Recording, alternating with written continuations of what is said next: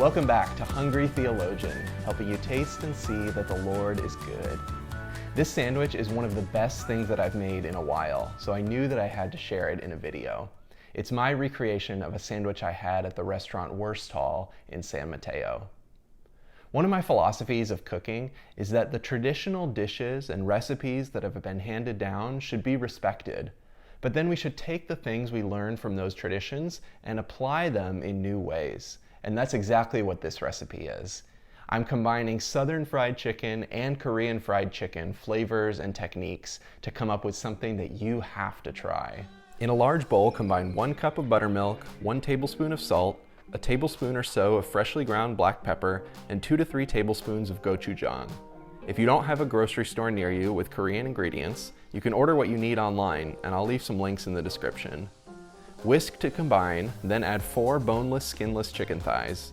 Mix them around a bit to coat well in the marinade, then cover with plastic wrap and let it marinate in the fridge for at least an hour, but preferably overnight.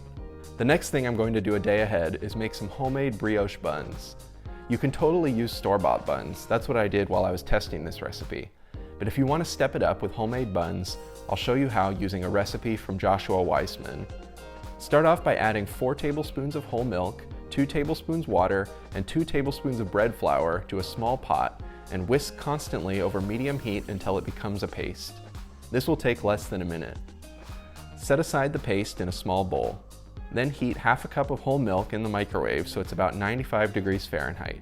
Add 1 tablespoon instant yeast, whisk, and let this sit and bubble for 5 to 10 minutes. In the bowl of a stand mixer, add 360 grams bread flour, 7 grams salt, and 35 grams sugar. Whisk to combine, then begin mixing on low speed with the dough hook, and slowly add the milk and yeast mixture, which should be pretty foamy. Then add the milk paste you made earlier. When all of this starts coming together into a dough, add 1 whole egg and 1 egg yolk. Increase the speed to medium-low, and once the eggs are incorporated, add 3 tablespoons softened unsalted butter a little bit at a time. Let this knead in the stand mixer for 5 to 8 minutes until it becomes a smooth dough. Grease a large bowl with cooking spray. Remove your dough, fold up from the sides and pinch the seam shut. Then flip it over and move it in a circle with your hands on a non-floured work surface to seal up that seam. Place it in the bowl and cover with a damp dish towel. Leave it in a warm spot to proof for an hour. I turned my oven on for just a few seconds to get slightly warm, then turned it off and stuck the dough inside. After an hour, it should have doubled in size. Dump it onto a floured work surface and punch it down. Then shape into 6 evenly sized pieces. Shape them into buns by folding around from each side, then pinching those folds together. Place it seam side down and give it a few 90-degree turns on a non-floured part of your work surface to close up the seam and give the ball some tension. Place the dough ball on a baking sheet lined with a greased piece of parchment paper. Repeat with all your pieces. Cover with a greased piece of plastic wrap and allow them to rise for another hour. When you're ready to bake, brush them with an egg wash of 1 whole egg and a splash of milk. Add sesame seeds if you like, then bake at 375 Fahrenheit for 18 minutes or until a deep golden brown on top. Brush them with melted butter when you take them out of the oven, and add more sesame seeds if your brushing knocks them off. If you're doing these a day ahead, allow them to cool, then store in plastic wrap or a Ziploc bag. The next day, before I start frying, I'm going to put together the slaw. Thinly slice half a head of green cabbage and half a red onion, then finely chop a few pieces of kimchi. The size of everything in your slaw is really up to your preference. Combine these veggies with a 1/4 cup of my garlic mayo, which you can find a link to on screen, the juice of half a lime, and salt and pepper to taste. When you're ready to fry, create a flour dredge by combining 1 cup of all-purpose flour, half a cup of cornstarch, 1 teaspoon baking powder, 1 teaspoon salt, 1 teaspoon garlic powder, and 1 teaspoon cayenne pepper. Add a few spoonfuls of the buttermilk gochujang marinade to the flour dredge and mix to form some clumps that will help you along towards a crispy breading. Pull a piece of the chicken from the marinade and let the excess marinade drip off before adding it to your flour dredge. Sprinkle flour all over the chicken and press it in with your hands to make sure it sticks well in every crevice. Shake off any excess flour and set aside on a wire rack. Once all the chicken is breaded, add 2 pieces to a pot of peanut oil at 300 degrees Fahrenheit. Our first fry is done at a lower temperature until the chicken reaches an internal temp of 165 Fahrenheit. Leave them to fry without touching them for the first few minutes so that you don't pull off the breading. Once you see the breading firming up and becoming a light golden color, flip the chicken. Start checking the internal temperature and pull them at 165 Fahrenheit to rest on a wire rack. Repeat this first fry with your remaining chicken. For the second fry, heat your peanut oil to 375 Fahrenheit. While that's heating, in a medium-sized bowl, combine 4 tablespoons gochugaru, 1 tablespoon cayenne pepper, 1 tablespoon black sesame seeds, about 2 teaspoons each of salt and pepper, and 1 tablespoon garlic powder. Set aside about 1/3 of this spice mixture in a small bowl, then add 2 tablespoons dark brown sugar to the larger bowl. I'm using muscovado sugar. When the oil reaches 375, add 2 pieces of chicken. They'll likely only need a minute or 2 on each side to get nice and crispy. While those are frying, add a cup of the hot frying oil to the bowl containing the majority of your spice mixture and whisk to combine. It will likely bubble up. When the chicken is crispy and golden brown, add them one at a time to this spicy oil directly from the fryer. Carefully turn it a few times or use a spoon to get a good coating of the spicy oil. Then set aside on a wire rack, repeat with the other piece of chicken that's frying, and sprinkle them on both sides with the spice mixture you set aside. This is where you can really adjust the spice level to your liking. If you don't want it too spicy, don't add more spice on top. Repeat this process with your remaining pieces of chicken. Now we're ready to assemble this beauty.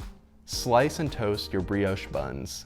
Top with a good portion of slaw and a few pickles, then the chicken, and crown it with the top bun. If you're like me and you love a good slaw, then add some on top of the chicken too. This sandwich obviously looks great, but how did we do on crispiness?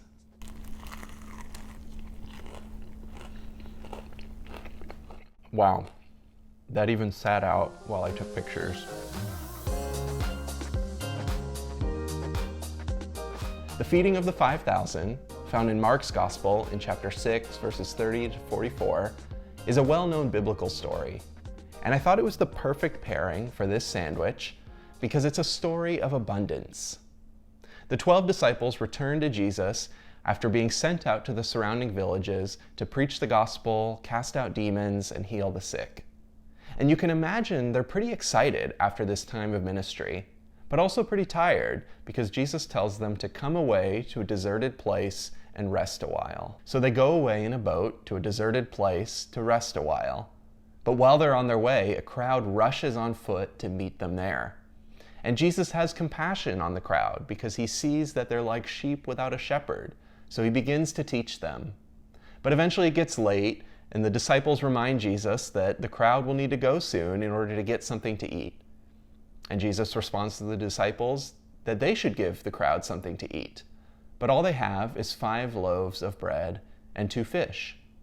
So Jesus takes the loaves and the fish, blesses them, breaks them, gives them to the disciples, and the disciples begin distributing this food to the crowd. And miraculously, there's enough food for these thousands of people to all eat until they're full. Can you imagine the surprise of the disciples as they're distributing this food to thousands of people and it just doesn't run out?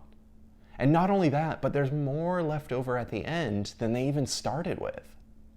This is an amazing miracle that the disciples not only get to witness, but actually get to be a part of too.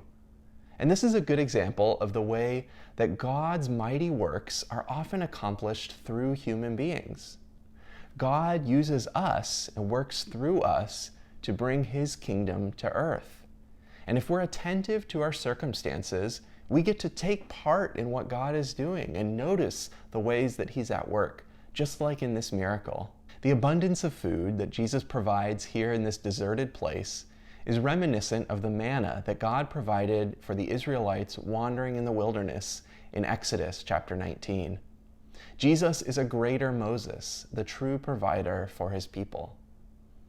Because of the abundance we see here, this might also be seen as a foretaste of the coming messianic feast, the marriage supper of the Lamb.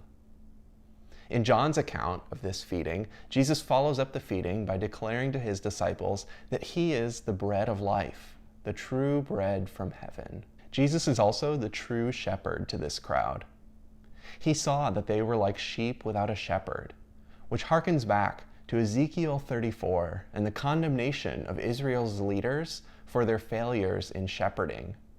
In that chapter, God promises that He is the true shepherd of His people, who will come and feed them on the mountains of Israel and cause them to lie down in good pastures. The shepherd imagery and the fact that Jesus tells the crowd to sit down on the green grass may bring to mind Psalm 23. Jesus is the good shepherd who protects His people and feeds them with abundance. As we reflect on the feeding of the 5,000, how might you recognize the abundance of the Good Shepherd in your own life? And how might you be attentive, like the disciples, to participate in the mission of the Good Shepherd? If you enjoyed this video and you want to see more, please hit the subscribe button and help me grow my audience by sharing this with your friends.